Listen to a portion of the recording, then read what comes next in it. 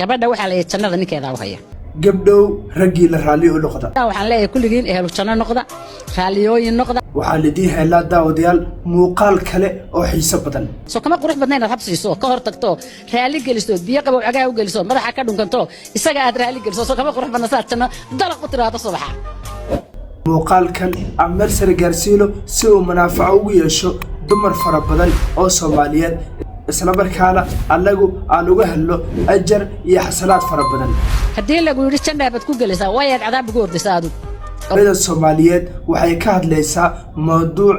aad muhiim u ah waana hubaal hadii dardaaranka cajiibka ah ee hooyada Soomaaliyeed ay qaataan dumarkeenu in markaa wax badan uu ku bedeli doono habdhaqanka iyo sidoo kale noloshu gabdho fara badan oo Soomaaliyeed madanka wanaagsan ee jannada adigu muxuu ahaay aakhiradaada u turatido adduuniya aakhira badan muuqaalkan aan daawadayaal si markaa aynu wax badan uga faa'iideysano dardaaranka cajiibka ah ee hooyada Soomaaliyeed isla markaana ay bulshadeenu ugu noqoto mid manaafaco iyo waxtar u leh gabadha waxa la jannada ninkeeda u haya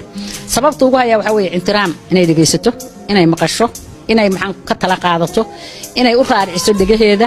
inay isaga raali geliso hadii lagu yiri janna bad ku gelisaa way cadaab ugu ordisaadu oo lagu sheegay haddii ninkaaga khilaafto cadaab baad ku dhacaysa madanka wanaagsan ee jannada adigu muxuu ahaay aakhiradaada u turatido adduuniya aakhira badan wanaaga aadaad marka gabdhaha waxaan leeyahay kulligiin ehlu janno noqda raaliyooyin noqda haddaad raaliyo noqoto wax badan baa kugu qabsoomaya oo ragga adeecdaan ninkaaga haddaad adeecdo fiiriya aabaha waad ka timi hooyada waad ka timi gurigiina waad ka timi nolosha nin baad la qaybsatay